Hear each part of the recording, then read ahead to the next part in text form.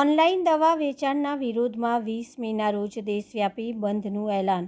All India organization of chemist and druggist association દ્વારા online દવાઓના વેચાણના વિરોધમાં આગામી 20 મેના રોજ દેશભરમાં મેડિકલ સ્ટોર બંધ રાખવાનું એલાન આપવામાં આવ્યું છે.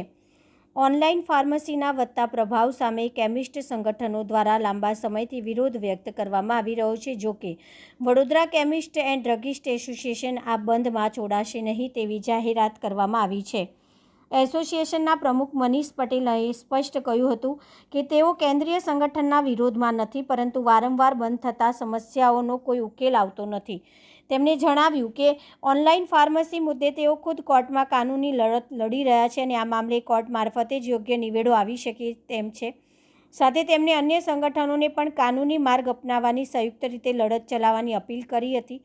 પ્રમુખ મનીષ પટેલે વધુમાં આક્ષેપ કર્યો હતો કે ગુજરાત ફેડરેશન દ્વારા સ્થાનિક એસોસિએશનને પૂરતું સહયોગ આપવામાં આવતો નથી, જેના કારણે સ્થાનિક સ્તરે વેપારીઓમાં પણ અસંતોષ જોવા મળી રહ્યો છે.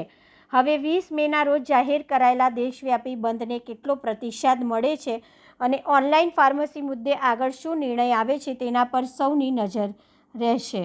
એઆઈએફસીડી બંધ આપ્યું છે 20 તારીખે ઓલ ઇન્ડિયા. એઆઈએફસીડી અમારી માતૃસંસ્થા છે, જેનો અમારે વિરોધ નથી.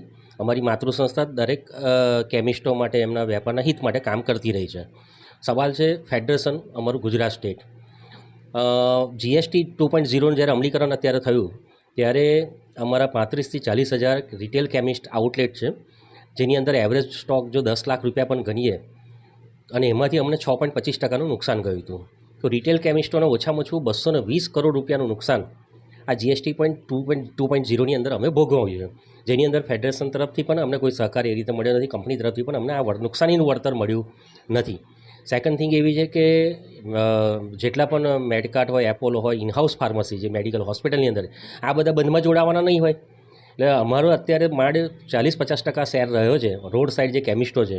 તો 40 થી 50% જો દુકાનો અમે બંધ રાખીશું તો શું બીજા બધા વેપાર ચાલુ રાખશે? આ એક પ્રાણ પ્રશ્ન છે. ત્રીજી વસ્તુ છે કે આ એસોસિએશન અમે જ વડોદરા એ ચેરિટી કમિશનર હેઠળ કચેરીમાં નોંધાયેલું ટ્રસ્ટ છે. બાકીના ગુજરાતની અંદર કોઈપણ એસોસિએશન જે અનરજિસ્ટર્ડ છે, જેના હોદ્દેદારો મોટાભાગે હોલસેલ વેપારીઓ છે. એટલે રિટેલ કેમિસ્ટની વાચા એનો અવાજ ત્યાં સુધી પહોંચતો નથી. રિટેલ કેમિસ્ટો માટે કામ થતું નથી. આ બંધ અગાઉ પણ 3 વખત આપણે આપી ચૂકેલા છે. આ ઓનલાઈન પ્લેટફોર્મ 2013થી કાર્યરત છે એવું મારી જાણકારીમાં છે અને 2013થી આજે 26 છતાં પણ એ ઓનલાઈન પ્લેટફોર્મ પર દવાઓ વેચાય છે. એની સામે માનનીય ગુજરાત હાઈકોર્ટની અંદર 2022માં મેં પોતે એક કેસ મૂકેલો છે, જેની અત્યારે તારીખ ચાલુ છે, તારીખ પડે છે.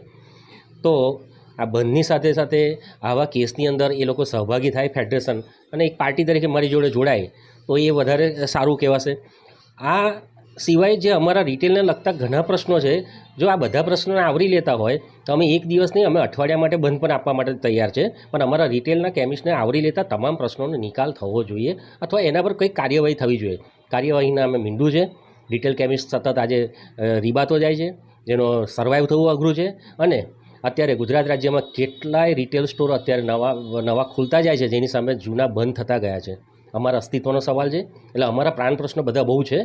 માત્ર ઓનલાઈન પ્લેટફોર્મનો વિરોધ અથવા બંધ એ એકલો એ નથી. એટલે પ્રોપોગન્ડા નહીં પણ પ્રોજેક્શનમાં માનીએ છીએ, જેથી આવનારા સમયમાં અમે ઈચ્છીએ છીએ કે હવે પછી કોઈ પણ આવી એક્ટિવિટી થાય જેની અંદર આપણે રિટેલના બધા જ પ્રશ્નોને આવરી લે તો અમે એમનો સાથ આપવા પૂરેપૂરા તૈયાર છીએ. આપનો પરિચય? Chemist and druggist association Vadodara president Manish Patel.